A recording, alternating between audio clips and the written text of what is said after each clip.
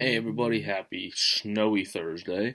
This is Sports Fanatic News. I'm Joe Borick, and this is a look ahead to the Flyers game against the New York Islanders. Well, the Flyers, the only good thing they really did in the Pittsburgh game was outshoot them by 3, and they won the face-off battle. In terms of power plays, we went 0 for 4, they went 2 for 2.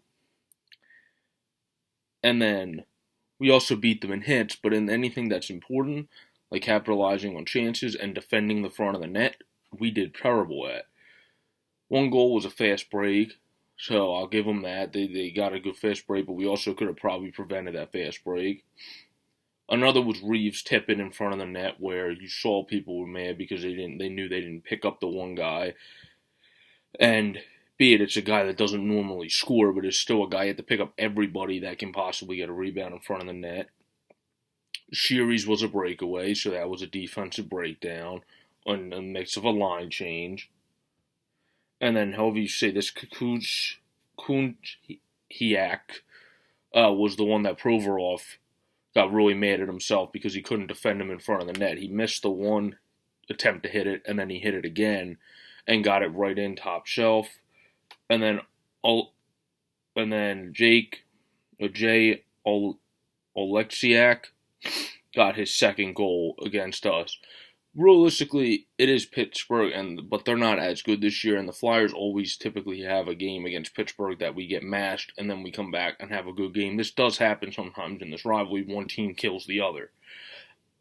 But for the purpose of the game against the Islanders, you're going to have to really tighten up your D and not allow fast breakaways, not allow 3-on-2s, and not allow any net presence in front of the net, because the Islanders, because the Pittsburgh's so unhealthy, the Islanders have a much more dangerous team than the current Pittsburgh team with the health level they're at right now. Because Pittsburgh has Sheary right now. They got Kessel. They have Backus, who just came back. And then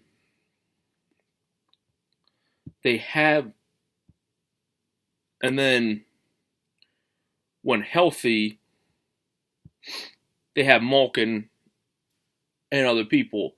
But their team is detrimented by health, and they keep having guys go off and on the injury list, and that was the best situation for the Flyers to beat them. And that was the game they really played bad and let a lot of guys in front of the net. Didn't pick up right on the 3-on-2, and left probably other than Crosby, the best guy to shoot as the guy that had the open shot. Of course, what Brian always says, some goes on the goaltender. The goaltender could have made put-back saves, could have made some rebound saves. But when Neuwirth came in, he didn't look too great either. Yeah, he only allowed one goal, but, you got to gel back in. I'm not saying I'm blaming it on Michael Neuwirth the final goal, but when you come off of a long injury like he did, you got to gel back in and get thrown right back into a situation, having that Kareem off the wall and go right to somebody to tip in isn't on him either. So basically, some of these goals are not on the two goalies. You just take a guy out because it's kind of like a boost jump. It's like in football, if you're having a terrible game, so you take your quarterback out sometime in the second half, you want to get a boost jump.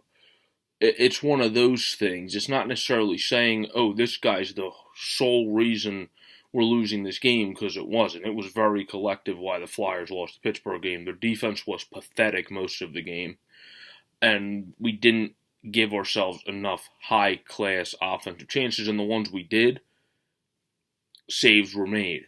So they just need to get it together tonight against the 20-16-4 Islanders when we're 16-15-6 coming in.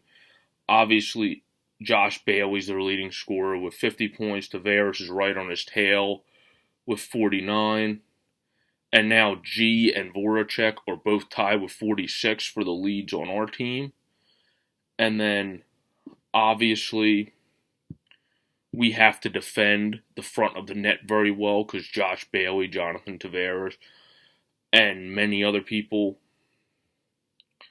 on the New York Islanders will dominate you in front of the net. This is a game, if Elliott starts, he's 14-10-7 with a 2.69 goals against and a 911 save percentage. If we decide to go to Michael Neuwirth, obviously he has a much shorter sample size. He is only 2-5 with a 2.67 goals against and a 915 save percentage. And then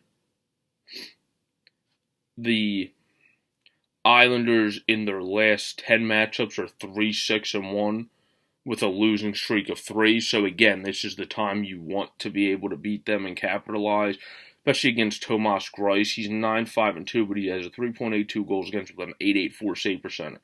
He's a guy just get pucks to the net and something good should be able to happen. We are 5-4-1 in our last 10, with obviously losing the one to Pittsburgh. But against this team, it's really just a team you need to get pucks to the net in order to create stuff to happen, because if you give them a lot of offensive chances, they have Bailey, Anders Lee, Tavares, Jordan Elberle, Nick Leddy, who's a great offensive defenseman, Matthew Barzal. The list goes on. Andrew Ladd tends to always do something against the Flyers, whenever he was on Winnipeg, and now he's on the Islanders. So they need to play great defense in front of the net in order to beat this team, and we just need to play much tighter defense overall, because the Pittsburgh game was rather pathetic, with after the first period pretty much how the Flyers played defense from there on out, and they even cited that in the postgame. So they really need to come out and have a very good game against the struggling Islanders in their last 10. And then this is our third meeting of the season with the Islanders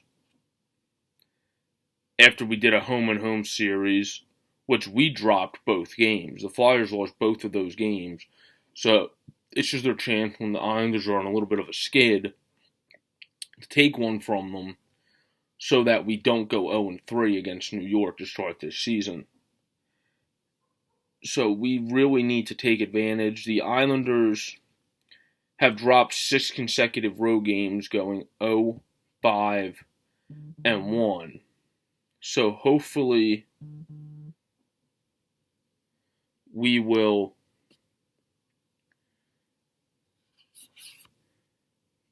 be able to capitalize on our chances and then limit the Islanders' scoring chances, because the Islanders are a struggling road team, especially of late. That's what I was trying to say.